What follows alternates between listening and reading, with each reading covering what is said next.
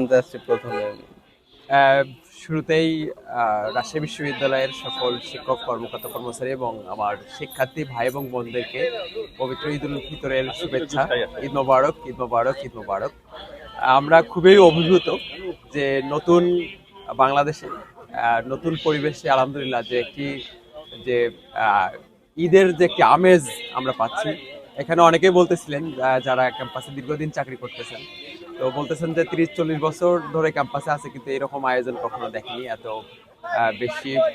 বিশেষ করে সবচেয়ে ভালো লেগেছে যেটা, যে বিশ্ববিদ্যালয় প্রশাসনের এই উদ্যোগটা যে আহ, এবার মহিলাদের জন্য নামাজের ব্যবস্থা করা, আবার পাশাপাশি এই যে বাচ্চাদের জন্য যে শিশু কর্নার, কিডস কর্নারে অনেক রকমের চকলেট রাখা হয়েছে। এবং বাচ্চারাও আমি দেখলাম যে খুব উচ্ছ্বাসিত। শুধুমাত্র বাচ্চারাই নয়, আপনারা খেয়াল করছেন যে ছিন্নমূল বিভিন্ন মানুষ, বিভিন্ন প্রান্তিক জনগোষ্ঠীর বিভিন্ন মানুষজনও কিন্তু এসে এখান থেকে চকলেট, পানি, তারপর জুস গুলো নিচ্ছে। তো নিঃসন্দেহে এটা আমাদের জন্য খুবই ভালো লাগার, এবং আমি ব্যক্তিগতভাবে খুবই উদ্বেলিত এবং খুবই উচ্ছ্বাসিত যে এরকম একটি মহৎ আয়োজনের শরীক হতে পেরেছি, আলহামদুলিল্লাহ।